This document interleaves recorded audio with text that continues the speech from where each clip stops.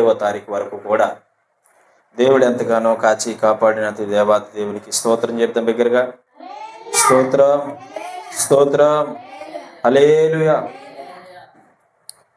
మరి ఈరోజు వాక్యము మనం ధ్యానించుకుందాం. మనం చెప్పబోయే అంశం ఏంటంటే,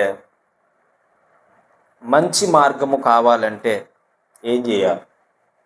చెప్పండి. మంచి మార్గము కావాలంటే ఏం చేయాలి? ఈరోజు మనం చెప్పుకోబోయే అంశము మంచి మార్గము కావాలంటే ఏం చేయాలి. మంచి మార్గం కావాలంటే ఏం చేయాలి? మీకు నచ్చిన భాషలో చెప్పండి, మీకు అర్థమైన భాషలో చెప్పండి. మంచి మార్గం కావాలంటే ఏం చేయాలి? మిమ్మల్ని అడుగుతున్నాను, చెప్పాలి. మంచి మార్గం కావాలంటే ఏం చేయాలి? మనిషి లావు అవ్వాలంటే ఏం చేయాలి?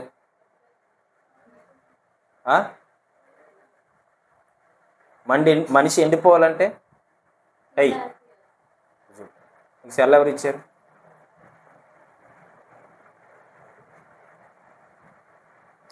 మనిషి ఎండిపోవాలంటే ఏం చేయాలి? తిన్నమాపియాలి. మనిషి లావు అవ్వాలంటే తిండి గడ్డి తినాలి. అవునా? మరి ఇప్పుడు మంచి మార్గం కావాలంటే ఏం చేయాలి? చెప్పండి, పర్లేదు. తప్పు చెప్పినా రైట్ చెప్పినా పర్వాలేదు, కానీ మీకు అవగాహన రావాలి కదా, చెప్పాలి. మంచిగా నడుచుకోవాలి ఒకటి. ఇంకా నిజాయితీగా వెళ్ళాలి ఒకటి. 2 చెప్పండి. ఒకరి మోకాలు ఒకరు ఎర్రోళ్ళ చూసుకోవాలి కదా, మంచిగా నడాలంటే ఒకరి మోకాలు ఒకరు ఎర్రోళ్ళ చూసుకోవాలి కదా. మరి అలా చూస్తారేంది? మంచిగా నడాలంటే తెలియదా? ఈ సమాజంలో తెలుసుకోవట్లేదా మీరు? స్తోత్రం చెప్పండి దగ్గరగా. హల్లెలూయా. మంచిగా నడవాలి అంటే నీ జీవితం ఎలా ఉండాలి అంటే, మంచిగా జీవించాలి అనుకుంటే ప్రార్థనతో ప్రారంభించాలి. దేంతో ప్రారంభించాలి? మొట్టమొదటిది ప్రార్థన. రెండోది బైబిల్ ఎక్కువ చదవాలి. మంచిగా నడవాలంటే ఎక్కువ చదవాలి. ఎందుకంటే బైబిల్ ఎక్కువ చదువుతూ ఉంటే నీ జ్ఞానం అది బోధిస్తుంది. బైబిల్ నీకు జ్ఞానాన్ని బోధిస్తుంది. నువ్వెన్ని కాలేజీలకి తిరిగినా, ఎంత చదివినా, బీటెక్లో ఎంటెక్లో ఆ పై చదువులు చదివినా కానీ ఆ జ్ఞానం రాదు. బైబిల్ చదివితే సర్వ జ్ఞానము దేవుడు నీకు ఇస్తాడు. దేవునికి స్తోత్రం చెప్పండి. హల్లెలూయా. ప్రార్థన చేస్తే నీ బ్రతుకును మారుస్తాడు, నీ జీవితాన్ని మారుస్తాడు, నీ పరిస్థితిని మారుస్తాడు. ఆయన కార్యాలు ఎలాగుంటాయంటే, ప్రార్థనతో ప్రారంభిస్తే అద్భుతమైన కార్యాలు చూస్తాం. దేవునికి మహిమ కలుగును గాక. మూడోదిగా ఉపవాసం చేయాలి. ఏం చేయాలి? ప్రతి మనిషి కూడా ఖచ్చితంగా ఉపవాసం చేయాలి. చెయ్యమంటే కొంతమంది సాకులు చెబుతారు. నాకు గ్యాస్ ట్రబుల్ ఉందండి, నాకు ఒళ్ళు వేడి పెడుతుందండి, నాకు ఉపవాసం ఉంటే పని చేయదండి. సాకులు చెప్పొద్దు. ఉపవాసం ఉండాలి కంపల్సరీగా. నీ శరీరం నీ మాట వినాలి, నువ్వు చక్కగా దేవుని మార్గంలో నడవాలి అంటే కనుక ఉపవాసం ఉండాలి. ఈ 3 ఏ మనిషి అయితే కలిగి ఉంటాడో, లాస్ట్ మాట ఏడో తెలుసా? 4వది ఆయుధం. ఈ ఆయుధాలండి క్రైస్తవుడికి బలమైన ఆయుధాలు ఇవే. బలమైన ఆయుధాలు ఏంటి తెలుసా? మొట్టమొదటి చెప్పండి ఏంటి? ప్రార్థన. 2 బైబిల్ చదవాలి. 3 ఉపవాసం ఉండాలి. 4 ఏంటి తెలుసా? చాలా చాలా చాలా ఇంపార్టెంట్ ఏంటి మాట? ఏ మాట తెలుసా? విశ్వాసంతో ఉండాలి. ఫెయిత్, విశ్వాసం. ఈ 4 ఏ మనిషిలో ఉంటాయో ఎక్కడ పడలేడు, ఎక్కడ పొరపాటు చేయలేడు, ఎక్కడ తప్పుగా మాట్లాడలేడు, ఎక్కడ పడిపోవడానికి గల కారణాలు ఉండవు. చక్కగా బ్రతకగలుగుతాడు, చక్కగా జీవించగలుగుతాడు, చక్కగా నడవగలుగుతాడు, చక్కగా మాట్లాడగలుగుతాడు. 10 మంది నీ మాట వినడానికి కూడా వేగరమే పరిగెత్తుకొని వస్తాడు. దేవుని స్తోత్రం చెప్పండి. ఎందుకో తెలుసా? ఈ 4 ఏ క్రైస్తవులు అయితే ఉంటాయో, ఈ 4 విషయాలు ఏ క్రైస్తవ జీవితంలో ఉంటాయో, ఎవరి జీవితంలో అయితే ఉంటాయో, వారు ఊహకందని స్థాయిలోకి వెళ్ళిపోతారు. దేవునికి స్తోత్రం కలుగునుగా. హల్లెలూయా, హల్లెలూయా. మరలా చెప్తా. ఏ 4? మొట్టమొదటిది గడి చెప్పండి. గడి చెప్పండి. రెండోది బైబిల్ చదవాలి. మూడోది ఉపవాసం ఉండాలి. నాలుగోది ఫెయిత్, విశ్వాసం. ఈ 4 ఏ వ్యక్తులైతే ఉంటాయో వారి మార్గం ఎలాగుండదు తెలుసా? సాఫీగా సాగిపోదు. దేవుని స్తోత్రం చెప్పాలి. సాఫీగా సాగిపోదు. ఏ ఒడిదుడుకుల్లో పడలేడు. ఎటువంటి అసభ్యమైన కార్యాలకి పాల్పడలేడు. ఎటువంటి చెడు మనస్సుకు చోటు ఇవ్వలేడు. ఎటువంటి చెడు స్నేహాలు చేయలేడు. ఎటువంటి చెడు బంధకాల్లో బంధింపబడలేడు. ఈ 4 విషయాలు ఒక మనిషిలో ఉంటే ఎక్కడ ఎన్నడూ పడిపోయే అవకాశమో ఉండదు. దేవుని స్తోత్రం చెప్పాలి. అది మన అంశం ఏంటి చెప్పండి. ఇప్పుడు మంచి మార్గములో నడవాలంటే ఏం చేయాలి? దేవుని స్తోత్రం. మీకు మయమయ్యని అంశం అడుగుతాను, మీరు చెప్పాలి. మంచి మార్గములో నడవాలంటే ఏం చేయాలి? చూద్దాం వాక్యం ద్వారా కూడా. సామెతల గ్రంథం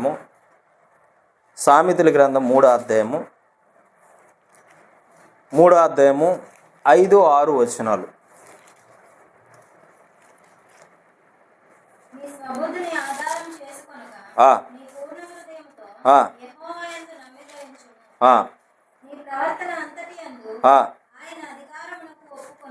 స్తోత్రం చెప్పండి. హల్లెలూయా. నీ స్వబుద్ధిని ఆధారం చేసుకొనక నీ పూర్ణ హృదయముతో యెహోవాయందు నమ్మిక ఉంచు, అంటే విశ్వాసం ఉంచు. మొట్టమొదటి ఆయుధం ఏంటంటే విశ్వాసం. ఇందాక 4 ఆయుధాలు చెప్పా. అవి క్రైస్తవుడికి ఉండవలసిన అలవాట్లు, లక్షణాలు కూడా. నేను కూడా ఈ మంచి మార్గంలో నడవాలంటే 6 పాయింట్స్ రాసుకున్నా. ఈ 6 పాయింట్లు బోధిస్తాను మీకు ఈరోజు. ఈ 6 పాయింట్లు చక్కగా విందాం. మొట్టమొదటి పాయింట్ ఏంటంటే నమ్మిక ఉంచాలి. నమ్మాలి. ఎవరు నమ్మాలి? ఎవరు నమ్మాలి? ఎవరు నమ్మాలి? మనుషులు నమ్మితే ఏం జరుగుతుంది? మోసపోతాం. మనుషులు నమ్మితే ఏమవుతాయి? మోసపోతాం. కానీ దేవుని నమ్మితే గనక ఎన్నడూ ఎప్పుడు ఎక్కడ మోసపోలేదు. దేవుని స్తోత్రం చెప్పండి.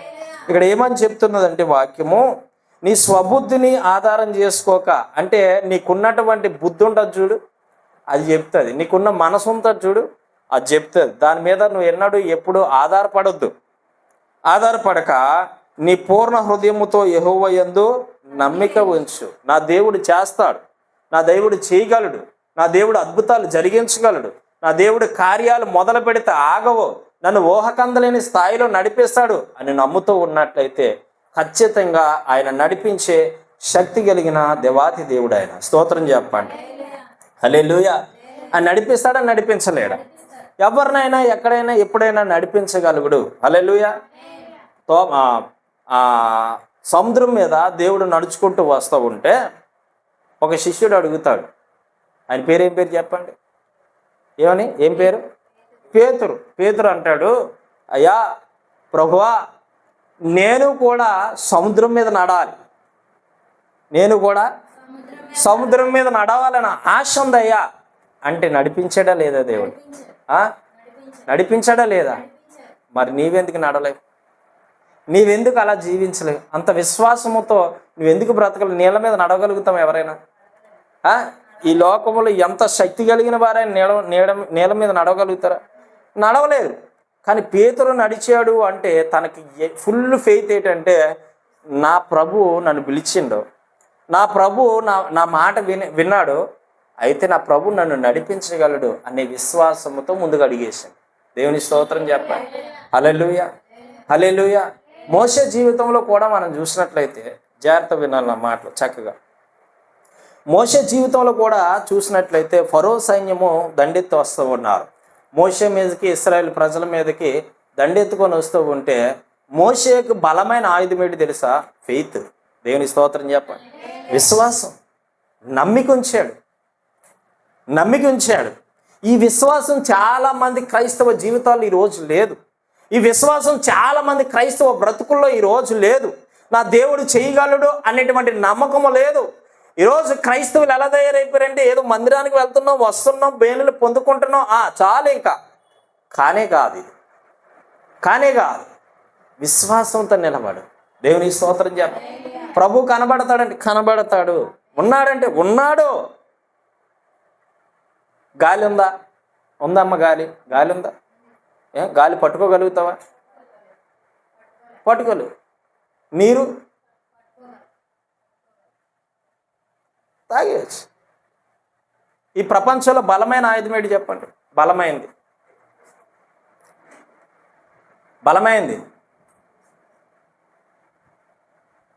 లోకపరంగా చెప్పండి. బలమైంది ఇనుమ కాదు. లోకంలో మనం చూసుకుంటే బలమైనది ఏంటి? ఇనుము కంటే బలమైనది నీరు. ఎందుకంటే ఆ వాటర్తోని ఇనాన్ని కోసేవచ్చు. అవునా కదా? నీరు కంటే బలమైంది చెప్పహా? డైమండ్. నేను చెప్తా వినండి. ఈ లోకంలో బలమైంది ఇనుము కదా. ఇనుమును కూడా కొయ్యగలిగింది నీరు. అవునా కదా? నీటిలో ఇనుమును అలా వదిలిస్తే తుప్పు పట్టి పోద్ది, కరిగిపోద్ది. అవునా కదా? ఆ నీరు కంటే బలమైనది సారీ ఫస్ట్ నేను చెప్తాను. జాగ్రత్త వినన్నమాట. ఫస్ట్ బలమైంది ఇనుము కన్నా బలమైన అగ్ని ఇనుని ఏం చేస్తుంది? కరిగిచ్చేస్తుంది. ఇనుము కన్నా బలమైనది అగ్ని కన్నా బలమైంది ఇప్పుడు చెప్పండి నీరు. ఎందుకంటే అగ్నిని ఆపేయాలి. నీరు కంటే బలమైన ఎవరు చెప్పాలి ఈ మాట? నీరు కంటే బలమైనది ఎవరు? మనిషి. ఎందుకంటే ఈజీగా తాగేస్తాడు. అంత తాగడా? మనిషి కంటే బలమైనది ఎవరు? దేవుడే కదా. లాస్ట్ మనం ఎక్కడికి వెళ్ళినాం? దేవుడి దగ్గరికి వెళ్ళాం. ఎందుకో తెలుసా? ఈ పంచభూతాలు సృష్టించింది ఆయన. నీరు, గాలి, అగ్ని, వాయువు, మండలం మొత్తం ప్రపంచాన్ని సృష్టించింది ఆయన. ఆయన లేకుండా ఏది కలుగ చేయబడలేదు. దేవుని స్తోత్రం. హల్లెలూయా. కానీ క్రైస్తవ జీవితానికి బలమైనది ఏంటంటే విశ్వాసం. క్రైస్తవ జీవితానికి బలమైనది ఏంటి? విశ్వాసం ఉంటే, నమ్మిక విశ్వాసం ఉంటే అద్భుతాలు చూడగలుగుతాం. ఆమేన్ చెప్పండి. మొన్న ప్రార్థన చేసాం, నమ్మేం అంతే. ఏమని నమ్మో? నలుగురు ఒకరి చేయి ఒకరు పట్టుకొని మనం ఒకరి చేయి ఒకరు పట్టుకొని ఉరి చుట్టూ రౌండ్గా ఒకరి చేయి ఒకరు పట్టుకొని ప్రార్థన చేసాం. ప్రభువా, మా మధ్యలో నీవు ఉన్నావు. ఆయన ఉన్నాడా చెప్పండి. చెప్పండి గట్టిగా. ఉన్నాడా? నమ్మాము, విశ్వాసం ఉంచాం. దేవుని స్తోత్రం చెప్పండి. ఆయన ఉన్నాడు అని నమ్మాం. ప్రార్థన చేస్తున్నాము, వింటున్నాడని నమ్మాం. పాటలు పాడుతున్నాం, వింటున్నామని నమ్మాం. వాక్యం చెప్తున్నది ఆయనే, నమ్మావు. నీ నమ్మిక చెప్పండి, నీకు జరుగుతుంది అంటే. స్తోత్రం చెప్పండి. ఇదే విశ్వాసం. ఫెయిత్ అంటే ఏంటంటే లేని దాన్ని ఉన్నది అని నమ్మడమే విశ్వాసం. అదేట్రా బాబు అలా మాట్లాడతారు అనుకోవచ్చేమో. లేనిది ఉన్నట్టుగా నమ్మడమే విశ్వాసం. ప్రభు ఆత్మస్వరూపుడు, ఎవరికి కనిపించలేని దేవుడే. కనిపిస్తాడు. ఎలాగంటే మనుషుల రూపంలో కనిపిస్తాడు. దేవుని స్తోత్రం చెప్పండి. హల్లెలూయా. ఏదో ఒక మనిషి రూపంలో వస్తాడు, నిన్ను ఆదరిస్తాడు, నిన్ను ధైర్యపరుస్తాడు. నీ సోదరులో మునిగిపోయినప్పుడు నీకు చెయ్యూతనిస్తాడు ఎవరో ఒకరు మనిషి ద్వారా. ఆ క్షణానికి దేవుళ్ళలాగా పంపించాడు దేవుడు నా కొరకు, నీకు దేవుళ్ళలాగా నిన్ను పంపించాడు నా కొరకు అంటాం మనమా? దేవుని స్తోత్రం చెప్పండి.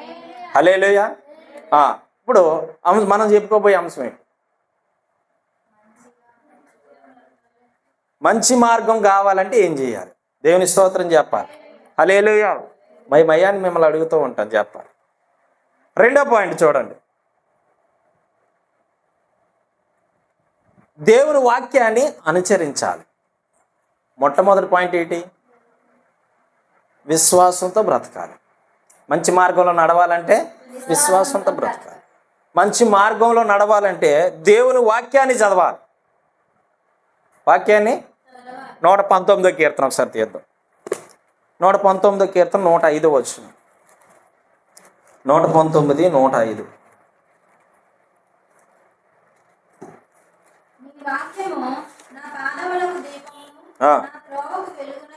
చాలు.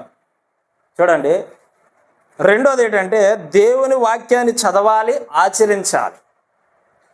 నీ వాక్యము నా పాదములకు దీపమై ఉన్నది, నేను వెళ్ళే త్రోవకు వెలుగై ఉన్నది. దీన్ని ఎలాగ అర్థం చేసుకోవాలంటే, నీవు వాక్యం ఏం చేస్తాడట, మన త్రోవని వెలుగుగా మారుస్తాడు. చాలామంది క్రైస్తవులు, నేనైతే చాలామంది గురించి నాకు అనవసరం, కానీ నేనైతే ప్రభువా నేను వెళ్తున్నా, పలానా దగ్గరికి వెళ్తున్నా, పలానా పని మీద వెళ్తున్నా, నీవు నాతో ఉన్నావు, నీ మార్గాన్ని నాకు చక్కబరుస్తున్నావు, ఏ ఆటంకం కానీ, ఏ శోధన కానీ, ఏ కీడు కానీ, ఎటువంటి అపాయం కానీ రాకుండా నీ వాక్యాన్ని నాతో పంపిస్తున్నావు. స్తోత్రం చెప్పు. హల్లెలూయా. నేను అలాగనుకుంటాను అంతే. 70-80 కిలోమీటర్లు అంత దూరం నుంచి ఇక్కడికి ప్రయాణం చేసుకొని వస్తూ ఉంటాను. నేను 10 గంటలు బయలుదేరిన, ఈరోజు 9:15 బయలుదేరిన. ఇక్కడికి వచ్చేసరికి నేను కరెక్ట్గా వేపకుంట వచ్చి టైం చూసేసరికి 11:06 అయింది. అంటే గంటలో వచ్చేసాను వేపకుంట. అంటే మీరు అర్థం చేసుకోవాలి, గంటలో వస్తే ఎంత స్పీడ్లో వచ్చి ఉంటాను నేను?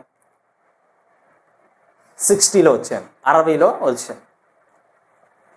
కానీ బైబిల్ ఏం చెప్తుంది? జాగ్రత్తగా ఉండమని చెప్తుంది.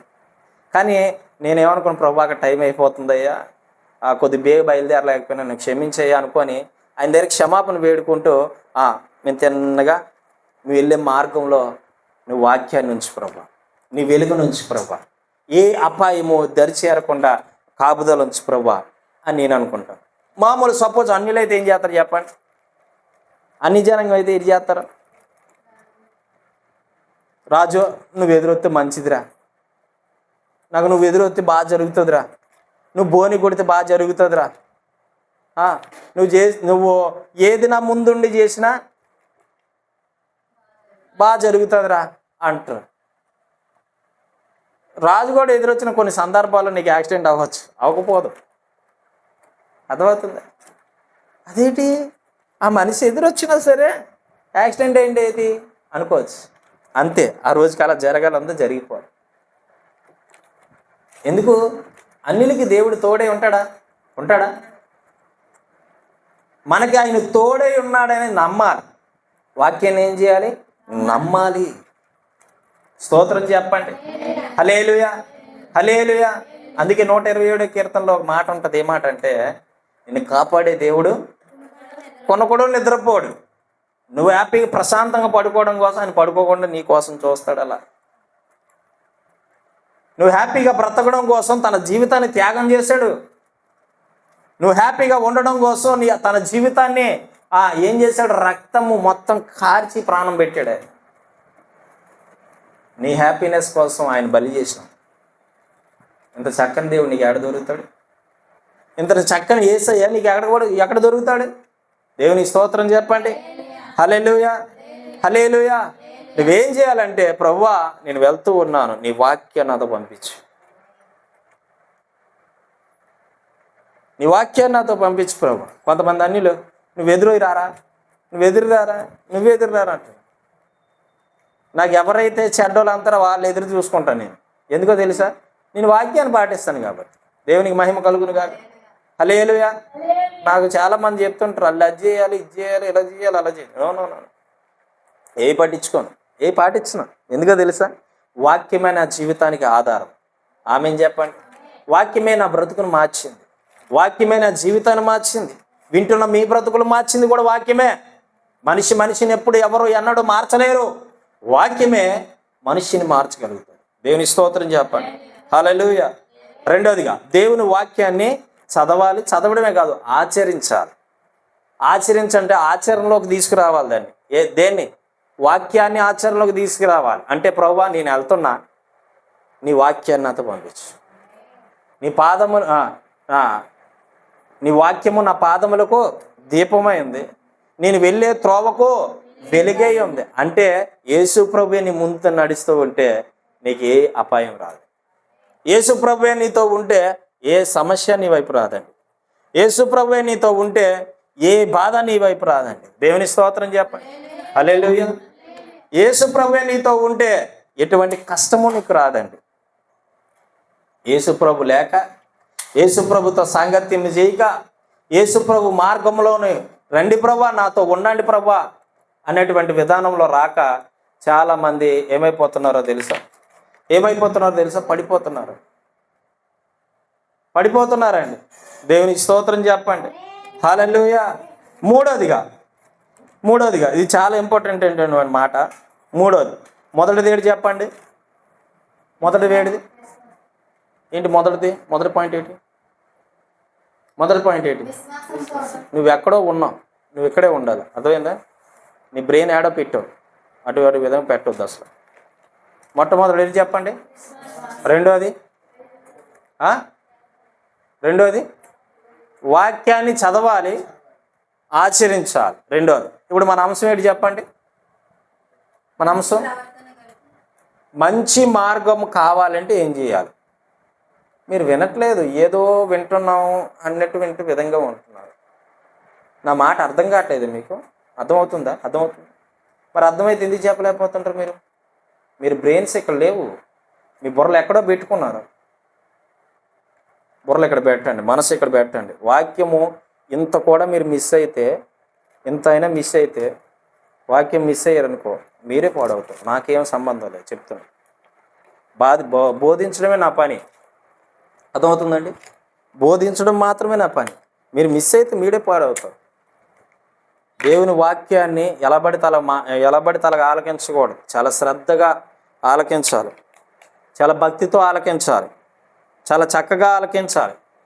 ఏమనుకుంటున్నారు వాక్యం అంటే? వాక్యమే దేవుడు. దేవుని కోసం ఎంత త్యాగం చేశాడు, నువ్వు ఎలా నడవాలని చెప్తూ ఉంటే పక్కన పెడతాడు, చెవి ఎక్కడ తీసుకెళ్ళి పెడతాడు. స్తోత్రం చెప్పండి. మన అంశం ఏంటి? మంచి మార్గం కావాలంటే చెప్పండి. మంచి మార్గము చెప్పండి గట్టిగా. మంచి మార్గము కావాలంటే ఏం చేయాలి? అది మన అంశం. మొట్టమొదటి పాయింట్ ఏంటి చెప్పుకున్నాం? రెండోది వాక్యము ధ్యానించాలి, ఆచరించాలి. ఇక మూడోది మంచి మార్గం కావాలనుకుంటే చెడు సహవాసాన్ని దూరంగా ఉంచాలి. మూడోది ఏంటి? చెడు సహవాసాన్ని దూరంగా ఉంచాలి. మొదటి కొరింథీయులకు రాసిన పత్రిక, మొదటి పత్రిక, కొరింథీయులకు రాసిన మొదటి పత్రిక 15వ అధ్యాయం 33వ వచనం చదువుకుందాం. కొరింథీయులకు 15:33.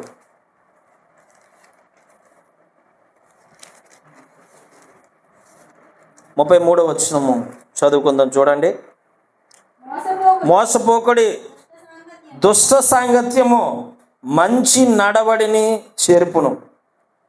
నీతి ప్రవర్తన గలవారై మేల్కొని పాపము చేయకుడి.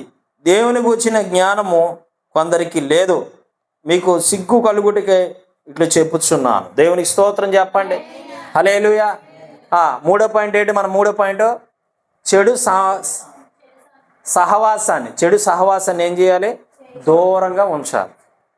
ఏ సహవాసం? చెడు సహవాసాన్ని దూరంగా ఉంచాలి. ఇక్కడ కొరింథీయులకు రాసిన పత్రికలో మనం చదువుకున్న 33వ వచనంలో మోసపోకుడి దుష్ట సాంగత్యము మంచి నడవడికిని, అంటే చెడిపోయిన వాళ్ళతో తిరిగితే నువ్వేమవుతావు? ఏమవుతావు? చెడిపోయిన వాళ్ళతో తిరిగితే ఏమవుతావు? మంచి వాళ్ళతో తిరిగితే మంచిగా అవుతావు. అవునా? మరి చెడిపోవాలా, మంచిగా ఉండాలా? మంచి మార్గం కావాలంటే మంచి వాళ్ళతో తిరుగు. ఈ లోకంలో మంచిలు ఎవరు? బాగానే ఉంది, మంచి వాళ్ళతో తిరిగితే మంచి బుద్ధి లభితాయి. ఎవరు ఈ లోకంలో మంచోళ్ళు? మనుషులు అనబడిన వారిలో ఎవరైనా ఉన్నారా మంచోళ్ళు? అందుకే బైబిల్లో స్పష్టంగా రాయబడింది ఏమనంటే మోసపోకుడి. ఏమని రాయబడింది? మోసపోకుడి దుష్ట సాంగత్యము మంచి నడవడికి ఏం చేస్తుంది? చెరుపుతారు. నువ్వు మంచిగా జీవించడము ఎవ్వడికి ఇష్టం ఉండదు. మొట్టమొదటిగా మన శత్రువుకి ఇష్టం ఉండదండి. నువ్వు మంచిగా బ్రతకడం మన శత్రువుకి ఇష్టం ఉండదు. నువ్వు మంచిగా నీతిగా నడవడం ఆడికి ఇష్టం ఉండదు. నిందలు, అవమానాలు, హేళన బ్రతుకు, నీచాతి నీచమైన దిగజారిపోయిన స్థితిలోని, నీచాతి నీచంగా దిగజారిపోయే స్థితిలోని ఉంచడానికి ఆడు ఎన్నాలైన ప్రయత్నం చేస్తాడు. దేవునికి స్తోత్రం చెప్పండి. హల్లెలూయా, హల్లెలూయా, హల్లెలూయా. మంచి చెప్పండి. హల్లెలూయా, హల్లెలూయా చెప్పండి. చెడు సాంగత్యం మంచిదా, మంచి సాంగత్యం మంచిదా? ఇప్పుడు చెడ్డవారితో మనం ఏం చేయకూడదు? చెడ్డవారితో స్నేహం చేయకూడదు, చెడ్డవారితో తిరగకూడదు, చెడ్డవారితో మాట్లాడకూడదు, చెడ్డవారితో నడవకూడదు, చెడ్డవారితో జీవించకూడదు, చెడ్డవారి సలహాలు తీసుకోకూడదు, చెడ్డవారి యొక్క ఆలోచన విధానం మనం తీసుకోకూడదు. ఎంతైనా మంచి చెప్పేవారిని నమ్మాలి. ఎవరు ఈ లోకంలో మంచి చెప్తారు అంటే ప్రభు తప్ప మరెవరో, వాక్యం తప్ప మరెవరో. వాక్యమే మంచి చెప్తుంది, వాక్యమే చక్కగా నడవమని చెప్తుంది, వాక్యమే చక్కగా జీవించమని చెప్తుంది, వాక్యమే చక్కగా బ్రతకమని చెప్తుంది. వాక్యం తప్ప మరెవరు ఎవ్వరు కూడా మంచి చెప్పేవారు లేరు. ఒకరోజు నీకు మంచి చెప్పవచ్చు, రెండోది నీ చెడే కోరుతారు వారు. ఒకరోజు నీకు మంచి చెప్పవచ్చు, రెండోసారి వారు నీ చెడే కోరుతారు. జాగ్రత్త, జాగ్రత్త. ఎవరితో సాంగత్యం చేయాలో వారితో సాంగత్యం చేయి, ఎవరితో మాట్లాడాలో వారితోనే మాట్లాడు, ఎవరితో జీవించాలో వారితోనే జీవించు. మనందరం కలిపి ఎవరితో జీవించాలి? ఏసైతో నడవాలి, ఏసైతో జీవించాలి, ఏసైతో మాట్లాడడానికి ప్రయత్నం చేయాలి, ఏసైతో నడవడానికి మాత్రమే ప్రయత్నం చేయాలి. దేవునికి స్తోత్రం చెప్పండి. ఇప్పుడు చెప్పుకోబోయే అంశం ఏంటి? మనం మంచి నడవడిక, మంచి మార్గం కావాలంటే ఏం చేయాలి? మంచి నడవడిక కాదు, మంచి మార్గం కావాలంటే పదే మీకు ఎందుకు గుర్తు చేస్తున్నానంటే మీరు చెప్పలేకపోతున్నారు, వింటున్నారో లేకపోతే ఏడబోతుందో తెలియట్లేదు.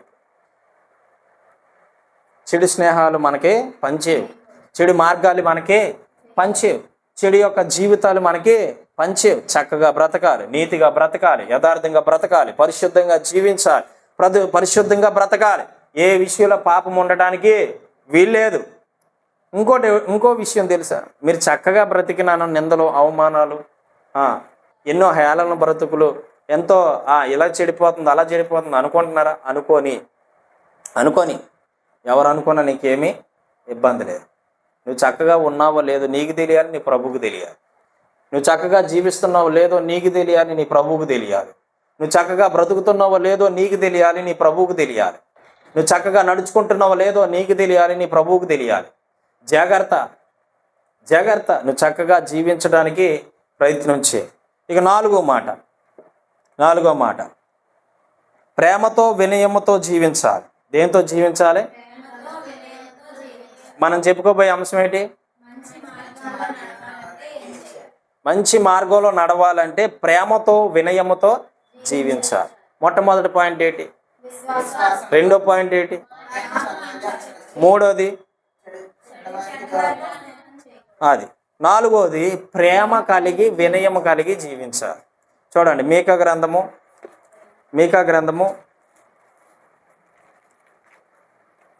ప్రవక్త అయిన మీకా గ్రంథము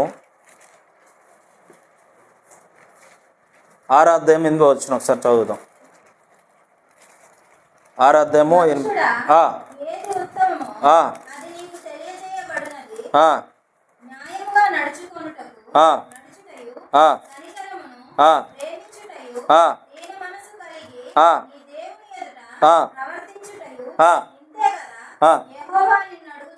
చాలు, దేవునికి స్తోత్రం చెప్పండి. హల్లెలూయా. మనుషుడా, ఏది ఉత్తమమో అది నీకు తెలియచేయబడుచున్నది. న్యాయముగా నడుచుకున్నటియు, కనికరమును ప్రేమించుటియు, దీన మనస్సుగా నీ దేవుని ఎదుట ప్రవర్తించుటియు, ఇంది కదా యెహోవా నిన్ను కోరుకుంటున్నాడు. నీ హృదయంలో ఏం కావాలి ఆయనకి? ఆయన నీ ఆస్తి అడుగుతాడా? నీ అంతస్తు అడుగుతాడా? నీ దగ్గర నీ అమ్మ ఎంత బంగారం ఉందో పెట్టిలో ఉన్న బంగారం తీసేవాడిని అంటాడా? మాయ చేసేవాడు కాదు ప్రభు, మోసం చేసేవాడు కాదు ప్రభు. మాయలు మోసాలు తెలియవు ఆయనకి. ఆయన ప్రేమిస్తాడు, ఆదరిస్తాడు, దరిచేరుస్తాడు, దీవిస్తాడు, ఇంకా నిన్ను గణపరుస్తాడు, ఇంకా నిన్ను హెచ్చిస్తాడు, ఇంకా నీ జీవితాన్ని అంతకంతకు అభివృద్ధి పరచడానికి చూస్తాడు. కానీ ఆయన కోరుకునే మనిషి జీవితంలో ఉన్న లక్షణాలు ఏంటంటే, ఆయన కోరుకునే లక్షణాలు, మనుషుడా ఏది ఉత్తమో అది నీకు తెలియబడుచున్నది, న్యాయముగా నడుచుకోవాలంట. ఆయన ఎదుట ఎలా నడుచుకోవాలి? అన్యాయంగా పోతే నీకు అన్యాయమే జరుగుతుంది. న్యాయంగా నడుచుకోవాలి. రెండోది, కనికరమును ప్రేమించుట. కనికరమును ప్రేమించడం అంటే అర్థం ఏంటి? కనికరమును ప్రేమించడం అంటే అర్థం ఏంటి? ప్రేమ కలిగి కనికరము, ప్రేమ, జాలి చూపించాలి మనుషుల మీద. అర్థమవుతుందా? కనికరముగా ప్రేమించుటయు, దీన మనస్సు కలిగి ఉండాలి. తగ్గింపు స్వభావం. ఏం కలిగి ఉండాలి మనం? తగ్గింపు స్వభావం. నువ్వెంతరా నేనెంతరా అన్నటువంటి విధంగా క్రైస్తవుడు ఎవరు ఉండకూడదు. క్రైస్తవ లక్షణాలు కాదు ఇవి. నీవెంతరా నేనెంతగా కోపం తాపాలు పడేటువంటి ఆ అలవాట్లు మనకు ఉండకూడదు. ఎవరేం చెప్పినా సరే తల వంచాలి. ఒక తల్లికి ఒక కుమారుడు ఉన్నాడు అనుకోండి. నేను ఒక కుమారుని చూశాను, మీకు ఆ కుమారుని పరిచయం చేస్తాను ఈరోజు. ఒక పాస్టర్ గారు వాళ్ళ అబ్బాయి, వాళ్ళ నాన్న ఏం చెప్పాడంటే, బ్రదర్ నేను మా సంఘానికి నేను రాలేను, నేను వేరే సంఘంలో మెసేజ్ ఇస్తున్నాను, మీరు మా సంఘానికి వెళ్ళి వాక్యం చెప్పండి అంటే, నేనేమన్నానంటే, మొట్టమొదటిసారిగా అయ్యా నన్ను పంపిస్తున్నారు కదా, మరి నాకు ఎవరు అక్కడ గైడెన్స్ ఇస్తారు, ఎవరు ఉంటారు అంటే, గైడెన్స్ అంటే ఏం కాదు, అక్కడ ఎవరైనా తెలిసిన వాళ్ళు ఉండాలిగా, వాళ్ళ ద్వారా మరి అక్కడికి నాకు మందిరం తెలియదు, ఏమీ తెలియదు, ఎలాగ వెళ్ళాలంటే, అప్పుడు అతను ఏమన్నాడంటే, మా అబ్బాయిని పంపిస్తాను, మా అబ్బాయి అన్నీ చూసుకుంటాడండి అని చెప్పాడు.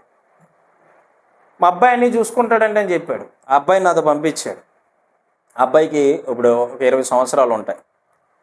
ఆ అబ్బాయి ఎంత మంచి మనసు అంటే, నేను అలాంటి వ్యక్తిని ఇప్పుడు వచ్చి చూడలేదు, ఇక చూడలేను కూడేమో, అంత మంచి వ్యక్తి.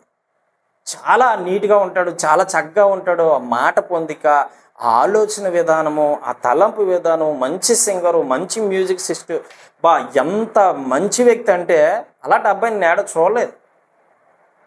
నా దగ్గరికి వచ్చినప్పుడు అలా, సార్ చెప్పండి అయ్యా ఏం కావాలి, వాటర్ బాటిల్ కావాలా, ఏం కావాలి అంటే ఎంత లోబడి తను ఎంత తగ్గింపు స్వభావమో ఆ అబ్బాయిని చూసి నాకు ముచ్చట అనిపించేది. అప్పుడు ఆ అబ్బాయి అన్నాడు లాస్ట్గా, అయ్యారు వచ్చారు కదా నా ప్రేయర్ చేయరా అన్నాడు. దేవుడు అద్భుతంగా అబ్బాయితో మాట్లాడాడండి. మాట్లాడినప్పుడు నేను చెప్పాను, నీకు జాబ్ వస్తుంది నాన్న, మంచి సేవకుడు అవుతావు, జాబ్ను విడిచిపెట్టి వచ్చేస్తామని చెప్పాను. అద్భుతంగా ఏంటంటే వాళ్ళ నాన్న ఒక రోజు నాకు ఫోన్ చేసి, మా అబ్బాయికి రైల్వేలో జాబ్ వచ్చిందని చెప్పాడు. దేవునికి స్తోత్రం కలుగును కాదు. హల్లెలూయా, హల్లెలూయా. నాకు ఆ అబ్బాయి ఇప్పటికీ కూడా మొన్న వెళ్ళాను, అడిగితే రాలేదన్నాడు. ఇప్పటికీ కూడా ఆ అబ్బాయిని చూస్తే నాకు చాలా ఆనందం అనిపిస్తుంది. ఏంటో మరి తెలియదు, అంత మంచి వ్యక్తి, తగ్గింపు స్వభావం, తగ్గింపు మనస్సు, ఎంత లోబడేతనం అంటే, ఎంత సేవకులు అంటే బెండ్ అయిపోతాడు అంతే, అంత మనిషి కూడా ఇలా బెండ్ అయిపోతాడు. అటువంటి తగ్గింపు స్వభావం మనలో ఉండాలి. దేవుడిని హృదయంలో చూసినప్పుడు ఏం చూస్తాడో తెలుసు, తగ్గింపు కావాలి. ఎవరిలో చూసినా పాస్టర్ గారిని చూడగానే ఏం చేయాలి? తగ్గింపు స్వభావం ఉండాలి. ఎవరినొక నువ్వు భయపడుతున్నావు అంటే పాస్టర్ గారికి భయపడాలి. పాస్టర్ గారి మాటకి భయపడాలి. ఎందుకో తెలుసా? దేవుని సేవకుడు అని నువ్వు గమనించాలి, గుర్తుపెట్టుకోవాలి. దేవుని స్తోత్రం చెప్పండి. దేవుని సేవకుడితో ఎవరు ఉంటారో దేవుని ఆత్మ పనిచేస్తుంది. తగ్గింపు ప్రతి విషయంలో తగ్గింపు ఉండాలి. కోపం రాకూడదు, చిరాకు రాకూడదు, అసూయ రాకూడదు, తిట్టిపోతానో రాకూడదు, తిండిపోతానో రాకూడదు. అన్ని విషయాల్లో కూడా దేవునికి మాదిరికరంగా జీవించాలి. ఏ కరంగా జీవించాలి? మాదిరికరంగా జీవించాలి. ప్రేమ చూపించి, ఎంతైనా చేతనైతే ప్రేమే చూపించు. చేతనైనంత వరకు ప్రేమగానే మాట్లాడు. నాకు ఎంత కోపం ఉంటుంది తెలుసండి, మీకు తెలుసలేదు. నన్ను ఒకవైపే చూశారు ఇప్పటికీ. ఎప్పుడు నా రియల్ పొజిషన్ ఎప్పుడు మీరు చూడలేదు. చూస్తే అమ్మ బాబోయ్ అంటారు. ఎంత కోపం తెలుసా? అయితే తంతవా లేకపోతే తన్నించుకుంటాను. ఇదే మన పద్ధతి. ఇప్పుడు ఎవడు సీఎం, పిఎం, ఎమ్మెల్యే, ఎంపీ మనకు అనవసరం. వాడు ఎవడైనా సరే అవతలని కొట్టేయగలుగుతానంటే కొట్టేస్తాను అంతే, కాసేయగలుగుతానని కాసేస్తాను అంతే, 10 మంది కొట్టినా సరే. ఆ టాలెంట్ నాది. ఎంత కోపం తెలుసా? ఎవడైనా ఊరికి నన్ను ఎవడైనా అంటే ఊరుకుండేను కాదు, అంత కోపం. ఎంత కోపం అంటే, ఒకరోజు ఈ కోపం గురించి చెప్తున్నాను. ఒకరోజు మేము తిరణాలు జరుగుతూ ఉంటాయి మా సైడ్, అంటే మీ తెలియడం కోసం చెప్తున్నాను. మా నాన్న ఒక ప్లాస్టిక్ ఐటమ్స్ అమ్ముతూ ఉంటే ఒకడు వచ్చి ఫుల్ తాగేసి వచ్చి బండి వీలు మా నాన్న కాళ్ళ మీద ఎక్కించేస్తే బండి నడుపునోని జుత్తు పట్టుకుని ఈడ్చి నేల కొట్టేశాను. దాదాపు 16 మంది వచ్చారు కర్రలు పట్టుకున్న మీదకి. 16 మంది కర్రలు పట్టుకొని వచ్చారు. కొన్ని వేలాది మంది ఉన్నారు ఆ తిరణాల్లో, కొన్ని వేలాది మంది ఉన్నారు. నన్ను ఎతుకుతూ ఉన్నారనమాట. ఇది ఎక్కడ పోయిండు అని నెతుకుతూ ఉంటే ఏం జరిగిందో తెలుసా? ఇడేనా నెతుకుతూ ఉంటే అప్పుడు నేనేం చేశానంటే మా వాళ్ళు కూడా 10 మందిని తీసుకొచ్చాను. నేను కొట్టేసుకుందాం, ఏముంది అవసరం, తలకాయలు ఇడిపోతే, జబ్బలు ఇరిగిపోతే, కాళ్ళు ఇరిగిపోయి నేను 10 మందిని తీసుకుని, మా వాళ్ళు చూసి వాళ్ళు భయపడిపోయి, అమ్మో బాబోయ్ వాళ్ళు ఒక్కొక్కరు 2 మనుషులు ఉన్నారు, మనం ఎక్కడ కొట్టగలం అని చెప్పి వెనక్కి వెళ్ళిపోయారు. అంత కోపం ఉండేదన్నమాట ఎవరితో. నేను విజయవాడలో అందుకే అంత గీరగా తిరిగా, అంత రౌడీజంగా తిరిగా, అందుకే అంత తిరగబాటుగా తిరిగా. అంత కోపం ఉండి నాకు ఈరోజు ఎవరైనా తిట్టారనుకోండి నవ్వుతాను, ఎవరైనా ఏమన్నా అన్నారనుకో నవ్వుతాను, ఎవరైనా ఏమైనా కోపగించుకున్నారనుకోండి నవ్వుతాను వాళ్ళ వైపు చూసి. ఎందుకో తెలుసా? అలా మార్చేసాడు యేసయ్య, అంతే. అటువంటి మనసు ఇచ్చేసాడు యేసయ్య. కోపపడ్డాను అంటే దేవుని విషయాలు ఎక్కువ కోపపడతాను. ఎందుకంటే కరెక్ట్గా నడవాలి, కరెక్ట్గా జీవించాలి, కరెక్ట్గా బ్రతకాలి, కరెక్ట్గా మాట్లాడాలి, కరెక్ట్గా ఉండాలి. దేవుని విషయాలు కరెక్ట్గా ఉంటేనే, దేవుడి విషయాలు చక్కగా ఉంటేనే మన జీవితాలు బాగుంటాయి అని చెప్పి దేవుని విషయంలో కోపపడతాం తప్ప మరి ఏ విషయంలో కోపం రాదండి నాకు. సాధారణ దేవుని విషయంలో మాత్రము ఇటువంటి పరిస్థితులు తప్పినా ఈ ఫ్యామిలీ లేదు, భార్య లేదు, పిల్లలు అందరూ ఒకేలా దండిస్తాను నేను. దేవుని విషయంలో మాత్రం కరెక్ట్గానే ఉంటాను. ఇక రెండో విషయం లోకపరంగా అయితే ఎవరైనా తిట్టారనుకోండి, దేవుడు చెప్తాడు ఇక మత్తయి వార్త 7 ఈ చెంప మీద కొడితే ఈ చెంప చూపించాను. గొడవలకి వెళ్ళవా? ఒకప్పుడే దూకేవాడిని. మీకు ఎప్పుడైనా మీకు తెలిసే ఉంటుందో లేదు కానీ మా వీధికి వస్తే ఆడితో పెట్టుకోకూడదు అంటారు. ఇప్పటికీ ఆడి నోట్లో నోరు ఎట్టకూడదు అంటారు. అంత భయం. అంటే ఎవరి మీదైనా ఫైర్, ఇప్పుడు ఎవరి మీదైనా అంత ఫైర్కి వెళ్ళిపోని తెలుసా? అటు చిన్నోడే పెద్దోడని చూశాను కదా, అంత కోపం ఉండి నాకు దేవుని యొక్క పాదాల చెంత గడిపిన తర్వాత ఎవరేమన్నా తిట్టుకున్నా దిమ్ముకున్నా పోతే పోని, ఎవరు మొహం మీద తిట్టినా సరే పోతే పోని అంటాను అంతే. ఎందుకో తెలుసా? దేవుడు అటు విధంగా మార్చేశాడు. మనలో ఏం కావాలంటే ఆ మనసు కావాలి, ఆ హృదయం దేవుడికి కావాలి. అది చాలా ఇష్టమైనది. దేవుని స్తోత్రం చెప్పండి. లోబడితనం కావాలి, తగ్గించుకునే స్వభావం కావాలి, తగ్గించుకునే మనసు కావాలి. మీకు తెలుసా, నేను పరిచర్య చేసే దినాల్లో మా పాస్టర్ గారు కుర్చీ మీద కూర్చుంటే కిందనే తప్ప ఎప్పుడు కుర్చీ మీద కూర్చో అన్నా సరే నెవర్, సమస్య లేదు, ఎప్పుడు కూర్చున్నాను కాదు. తమ్ముడు నేను చర్చిలో నేను పాస్టర్ గారిని బయటకు వచ్చినప్పుడు నా తమ్ముడు అన్నా సరే అస్సలు ఆయనకి ఇచ్చే గౌరవం ఆయనకి ఇచ్చేవాళ్ళు, ఆయనకి ఇచ్చే మర్యాద ఆయనకి ఇచ్చేవాళ్ళు. ఆయన సెట్ వేసుకుంటాడంటే వెనకాల ఏదైనా చిన్న పురుగు బంగిరితే నాకు అచ్చది చూసేవాడు. ఎంత చక్కగా అంటే నా పరిచర్య ఈ విధంగా ఉండేది. నా పరిచర్య, ఆ పరిచర్య చూసే దేవుడు ఇష్టపడ్డాడు. దేవుని స్తోత్రం చెప్పండి. హల్లెలూయా. ఆయన షూ తుడిచిన, ఆయన చెప్పులు ఒట్టుకున్నా, ఆయన తోలే బండి ఆయనకి వర్షం కూడా తోలడం చాలా ఇబ్బంది అయ్యేది. ఎందుకంటే వణికిపోయాడు, వర్షానికి వణికిపోయాడు. ఎంత ఎండైనా ఓరుస్తాడు కానీ వర్షానికి ఓరవలేడు. నేను బండి తోలి నేను తడిచిపోయి నా చాటుని ఇలా దాగుండిపోయాడు. అంటే చెప్తాను ఎంత పరిచర్య చేశానంటే అంత పరిచర్య చేసిన. మీకు తెలీదు, నేను చేసే పరిచర్య చేసి ఒక్కొక్కసారి నేనేనా అనిపిస్తుంది. ఆయన అంటే అంత భయం, నాకు అంత భయపడిపోయేవాడు. ఇప్పటికీ ఎక్కడ కనపడి అన్న ప్రేజ్లాడు ఎంత ఆయన కుర్చీ మీద కూర్చోమంటాడు. కానీ ఈ మధ్యాహ్న కాలంలో పాస్టర్ అయ్యానని కూర్చుంటాను తప్ప లేకపోతే నేను కూర్చోడానికి ఎప్పుడు కూడా ప్రయత్నించాను. దేవుని స్తోత్రం చెప్పండి. ఎందుకో తెలుసా? భయం. ఏ భయం అంటే మనిషిని చూసి భయం కాదు, ఆయనలో దేవుని ఆత్మ ఉంది. దేవుని స్తోత్రం చెప్పండి.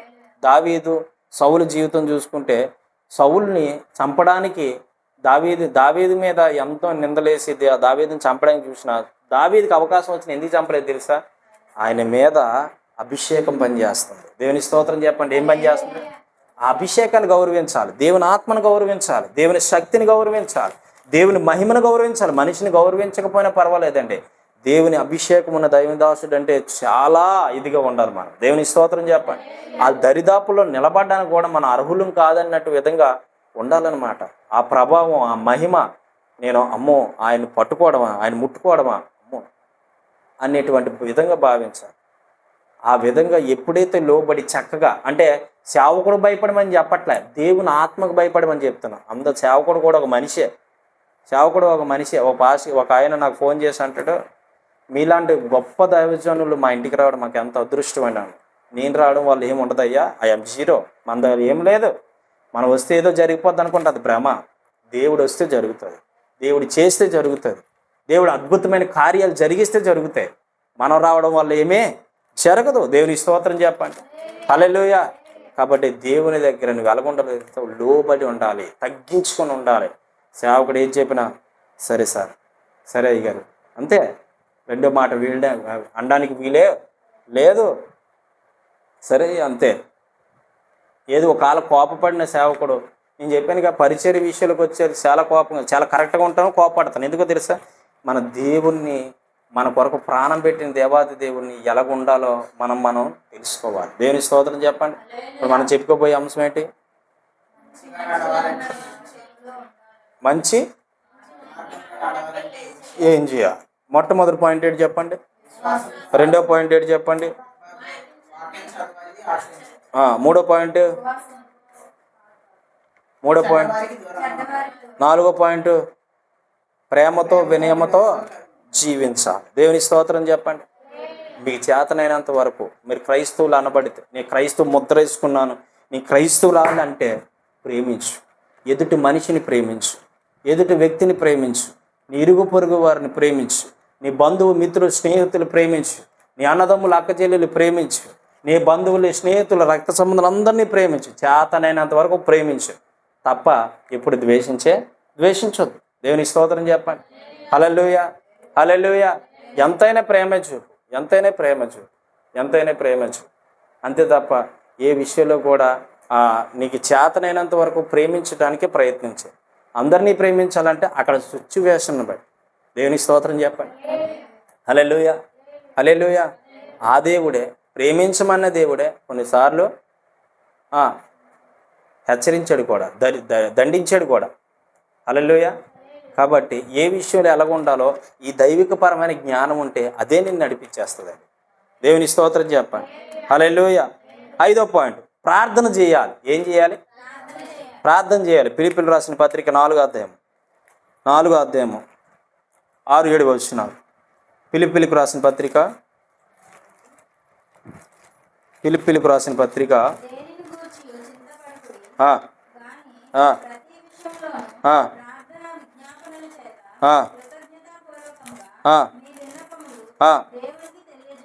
స్తోత్రం చెప్పండి.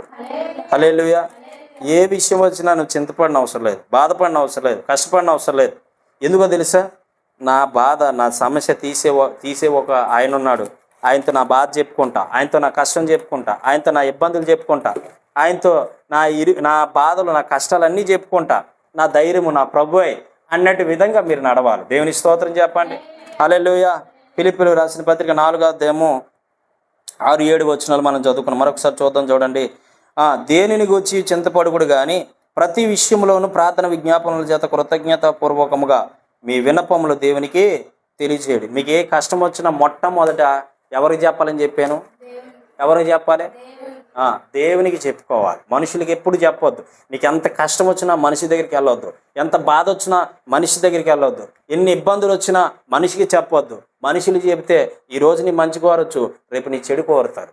ఈరోజు నువ్వు మంచిగా బ్రతికినప్పుడు హ్యాపీగా ఉండొచ్చు, రేపు ఒకప్పుడు నువ్వు చెడ్డదాని అయిపోవాలని చూస్తారు, నిన్ను నొక్కేయడంగా చూస్తారు, నిన్ను తొక్కేయడంగా చూస్తారు. నువ్వు మంచిగా జీవించడం మనుషుడికి ఇష్టం ఉండదో.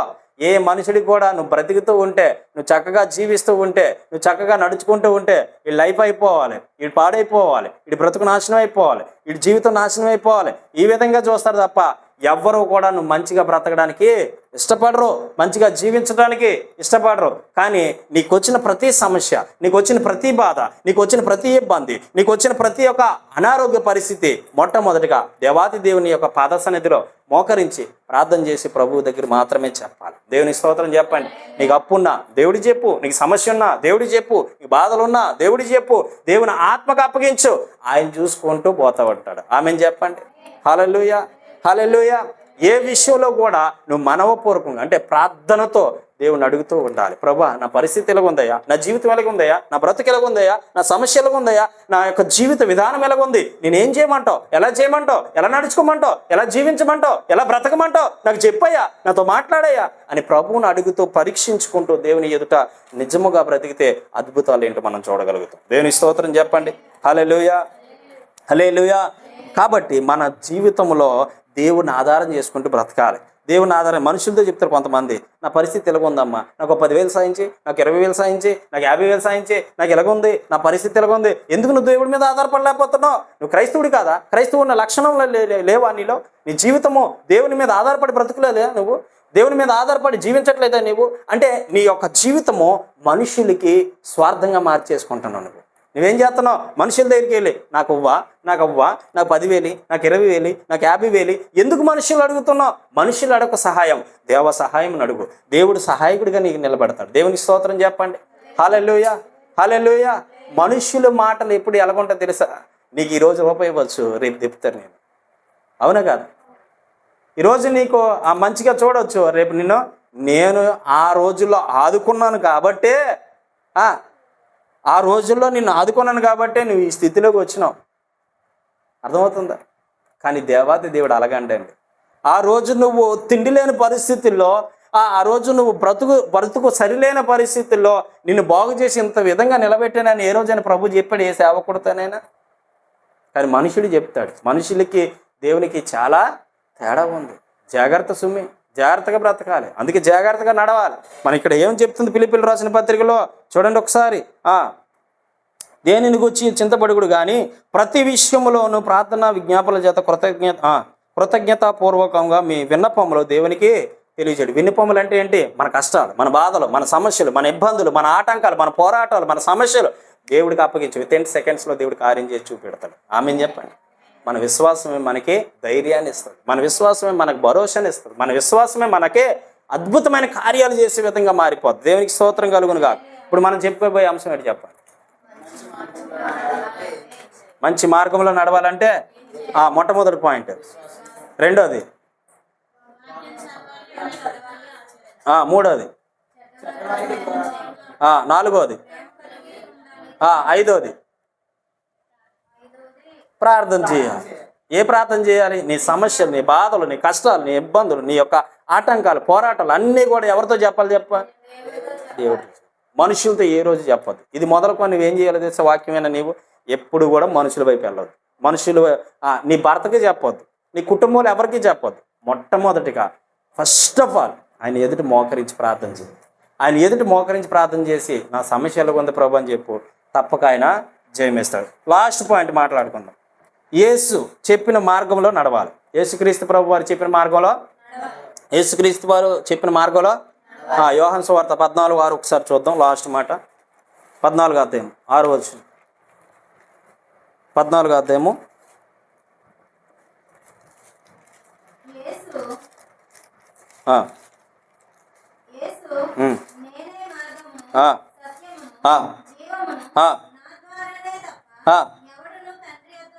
రాడు. స్తోత్రం చెప్పండి.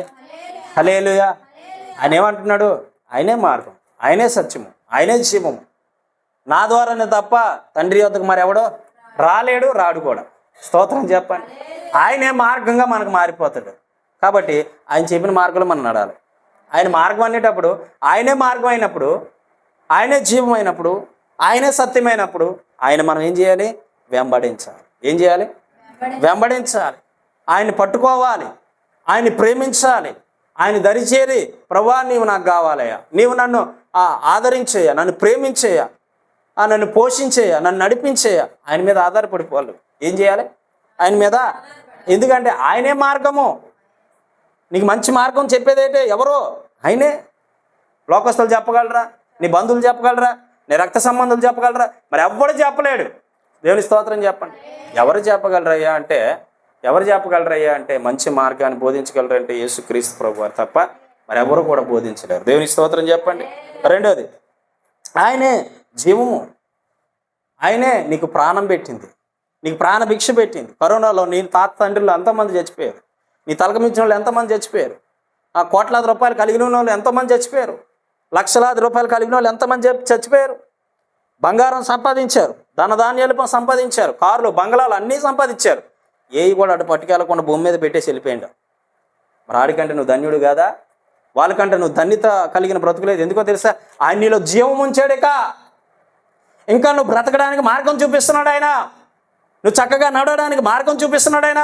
నీలో జీవం పోసి, అది స్తోత్రం చెప్పండి. నీలో జీవం పోసింది ఎవరు చెప్పండి? నీ ప్రాణం పెట్టింది, నీకు ప్రాణభిక్ష పెట్టింది ఎవరో? మరణం తప్పించుట యెహోవా వశమై ఉంది. నువ్వు మరణం రావాలన్నా, నీ మరణం తప్పింపబడాలన్నా దేవుడు ఆజ్ఞాపిస్తేనే. దేవుని స్తోత్రం చెప్పండి. దేవుడు ఆజ్ఞాపిస్తేనే నీ దగ్గర మరణం వస్తుంది తప్ప మరేమి ఏ విధంగా రానే రాదు. దేవుని స్తోత్రం. హల్లెలూయా. ఆయనే సత్యం, సత్యమైన దేవుడు. లోకంలో వస్తే అందరూ ఏం చేస్తారో అబద్ధాలు చెప్తారు, ఎవడు నిజం చెప్పరు.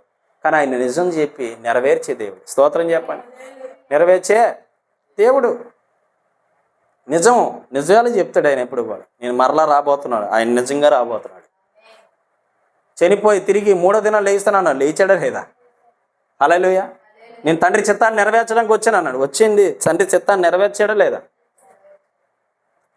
ఈ లోకంలో ఎన్నో అద్భుతాలు చేశాడా లేదా? ఇవన్నీ ఆయన చెప్పి చేశాడు. ఈ లోకంలో ఎవరైనా చెప్పి చేసిన వాళ్ళు ఉన్నారా? దేవుళ్ళు అనబడిన వాళ్ళు, దేవతలు అనబడిన వాళ్ళు, మనుషులు అనబడిన వాళ్ళు ఎవరైనా చెప్పి చేసిన వాళ్ళు ఎవరైనా ఉన్నారా ఈ లోకంలో? యేసుక్రీస్తు ప్రభు వారు చెప్పారు, చేశారు. యేసుక్రీస్తు ప్రభు వారు బైబిల్లో మొట్టమొదటిగా రాయించాడు. ఆ రాయించిన ప్రవచనాలు కూడా నిలబడ్డాయి. దేవుడు పుడతాడని 600 సంవత్సరాల క్రితమే బైబిల్లో లిఖింపబడి ఉన్నది. యెషయా గ్రంథము 6:9 ప్రకారం. నేను వస్తాను మనుషులు కొరకై, 33.5 సంవత్సరాల భూమి మీద ఉంటా, తర్వాత చచ్చిపోతా. ఎవరి కోసం చచ్చిపోతాను? ప్రపంచంలో ప్రతి మానవుడు చేసిన పాపాలు బట్టి నేను చనిపోతాను. ఆయన అన్నట్టుగా లేఖనాలు నెరవేర్పు జరిగింది. ఆయన వచ్చాడు. ఆయన వచ్చి ప్రతి మనిషిని కూడా ఆయన చనిపోయి బ్రతికించాడు. ఆయన చనిపోయి నీ బిడ్డ బ్రతకాలంటే నువ్వు చచ్చిపోతే సరిపోద్దా? బ్రతుకుతాడు వాడు. అమ్మా, నీ బిడ్డ బ్రతకాలంటే నువ్వు చచ్చిపోతే నీ బిడ్డ బ్రతుకుతాడా? కానీ అలా కాదు. ప్రభు అయితే ఆయన చనిపోయి మనల్ని బ్రతికించాడు. ఆయన గొప్ప మహారాజు. కానీ మన కొరకు దీనుడిగా మారిపోయాడు. మన కొరకు దీనుడిగా మారిపోయాడు. ఈ లోకానికి మార్గము, సత్యము, జీవం నేనే అని చెప్పిన దేవాది దేవుడు మనతో ఉన్నాడు, మనలో ఉండి ఒకడిగా జీవిస్తున్నాడు. మనం చూస్తాం అందాలు, సందాలు, ఐశ్వర్యాలు, ఘనతలు, సేండ్రేసు, కలర్సు, పెద్ద మందిరాలు, పెద్ద పెద్ద డిజైన్స్తో ఉన్న మందిరాలు మనం చూస్తాం. దేవుడు ఏమీ చూడడం. 2-3 నా సన్నిధిని ఎక్కడైతే కూడి ప్రార్థిస్తారో వారి మధ్యలో ఉంటాడు.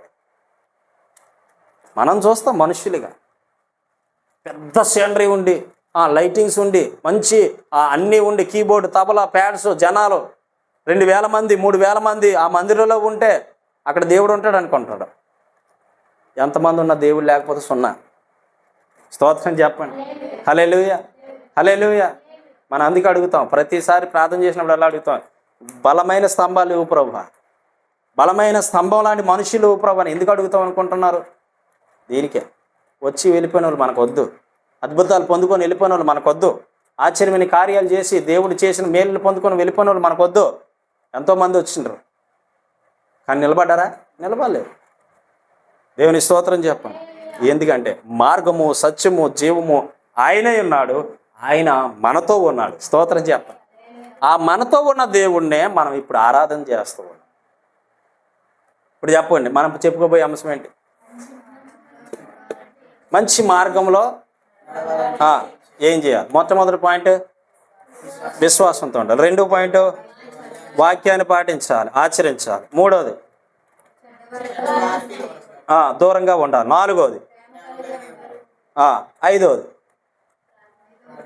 ప్రార్థన చేయాలి. 6వది యేసుతో యేసు చెప్పిన మార్గంలో నడవాలి. యేసుతో చెప్పిన మార్గంలో యేసు నీలుండాలని, యేసులాగే బ్రతకాలని నా ఆశయా.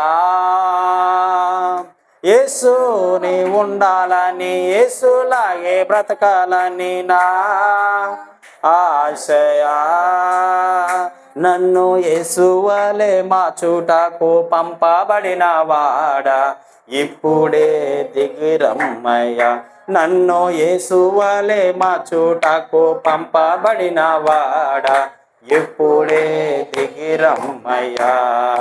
నాలో నీవు, నీలో నేను, నాలో నీవు, నీలో నేను కలిసి ఉండాలయ్యా, మనము కలిసి ఉండాలయ్యా, కలిసి ఉండాలయ్యా, మనము కలిసి ఉండాలయ్యా. పరిశుద్ధ ఆత్ముడా యేసు పంపిన వాడవు నీవేగా, పరిశుద్ధ ఆత్ముడా. దేవుని స్తోత్రం చెప్పండి. హల్లెలూయా. ఇప్పుడు మనం యేసయ్య చెప్పినట్టే వినాలి, యేసయ్య చెప్పినట్టే బ్రతకాలి, యేసయ్య చెప్పినట్టే జీవించాలి. ఇప్పుడు యేసయ్యతో బ్రతుకుతూ ఉండడం చేతులెత్తండి. హల్లెలూయా. యేసయ్యతో మాత్రమే నడవాలి. మనుషులతో నడిచేవా చెడిపోతావు, మనుషులతో సాంగత్యం చేసావా చెడిపోతావు, విశ్వాసం లేని బ్రతికవా చెడిపోతావు, విశ్వాసం లేని జీవితం జీవిస్తున్నావా చెడిపోతావు. మనుష్యులు ఎలాగుండాలంటే ఆ దేవుని మాట వినేవారుగా మారిపోవాలి, దేవుని నా వాక్యం ప్రకారం జీవించేవారుగా మారిపోవాలి. ఈ వాక్యం విన్న ప్రతి ఒక్క బిడ్డ దేవుని యొక్క మార్గంలో నువ్వు నడవాలంటే ఈ 6 పాయింట్లు కూడా పాటించాలి. దేవుని యొక్క మార్గంలో నడవాలంటే ఈ 6 పాయింట్ల ప్రకారంగా జీవించడం నేర్చుకోవాలి. మొట్టమొదటి పాయింట్ విశ్వాసంతో. ఎవరైనా నోట్ చేసుకోండి. మొట్టమొదటి పాయింట్ విశ్వాసంతో నడాలి. రెండో పాయింట్ వాక్యాన్ని చదివి ఆచరించాలి. మూడో పాయింట్ చెడు స్నేహాన్ని వదులుకోవాలి. నాలుగో పాయింట్ ప్రేమతో వినయమతో జీవించాలి.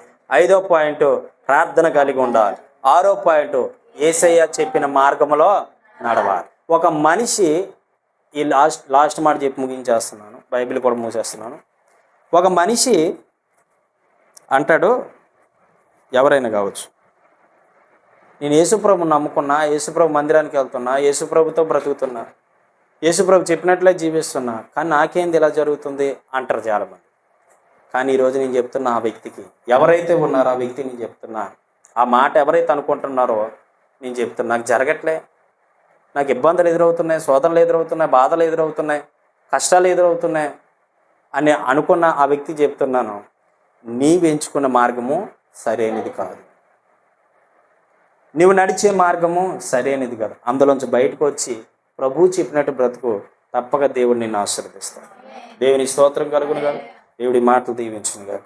ప్రార్థన చేసుకుందాం. అందరూ కళ్ళు మూసుకున్నాండి, ప్రార్థన చేసుకుందాము. కళ్ళు మూసుకున్నాడు. పరిశుద్ధుడైన తండ్రి, మీకు వందనాలయ్యా. ఇంతవరకు నీ బిడ్డలతో మీరు మాట్లాడారు అయ్యా. 6 పాయింట్లు అయ్యా మీరు మాట్లాడారు. విశ్వాసం కలిగి ఉండాలి అయ్యా, కలిగి ఉండాలని మాట్లాడారు. అలాగే వాక్యము ఆయన వినడమే కాదు ఆచరించాలని మాట్లాడారు అయ్యా. మూడవదిగా అయ్యా నాయన ప్రభువా, చెడు సాంగత్యాలు చేయకూడదని మాట్లాడారు అయ్యా. నాలుగవదిగా ప్రేమ వినయముతో కూడినటువంటి అయ్యా నాయన తండ్రి మంచి మనసు కలిగి జీవించమని. ఐదవదిగా ప్రార్థన చేయాలని. ఆరోదిగా యేసయ్య మీతో మీరు నడిచే మార్గంలో నడవమని. ఈ 6 పాయింట్లు కూడా మా జీవితాల్లో మేలుకరంగా మార్చండి. ఎవరైతే ఈ వాక్యాన్ని విని ఈ 6 పాయింట్ల ప్రకారంగా జీవించాలని ఆశపడుతున్నారో వారిని, వారి కుటుంబాన్ని దీవించండి. ఇక్కడ ఉన్న ప్రతి ఒక్క బిడ్డని దీవించి ఆశీర్వదించి మీ కనికరం, మీ ప్రేమ, మీ జాలి, మీ కృప తోడేయించి బలపరిచి స్థిరపరిచి నడిపించి మహిమ పొందమని ఈ వాక్యమైన ప్రతి ఒక్క బిడ్డని ప్రత్యేకమైన రీతిలో దీవించి ఆశీర్వదించమని, మీ కృప, మీ క్షేమం తోడేయించమని, బిడ్డలు ఆలోచిస్తున్న ప్రతి యావత్తుని మీరు తీర్చి మీరే మహిమ ఘనత ప్రభావాలు పొందమని యేసుక్రీస్తు వారి నామం పేరట ప్రార్థన చేయించున్నాము తండ్రి. ఆమేన్, ఆమేన్. మన తండ్రి అనే దేవుని యొక్క ప్రేమయు, మన కుమారుడు రక్షకుడైన యేసుక్రీస్తు ప్రభు వారి అత్యున్నతమైన కృపయు, పరిశుద్ధాత్మన్యోన్యత సహవాసము సంగతి ఇప్పుడు వచ్చిన బిడ్డలకును, సకల పరిశుద్ధులకును, అలాగే ఈ దినము వచ్చిన ప్రతి కుటుంబానికిను, ప్రతి ఒక్క బిడ్డకును పేరు పేరు చెప్పున దీవించి ఆశీర్వదించును గాక. ఆమేన్, ఆమేన్. అందరికీ ప్రైజ్ ది లార్డ్. వందనాలు.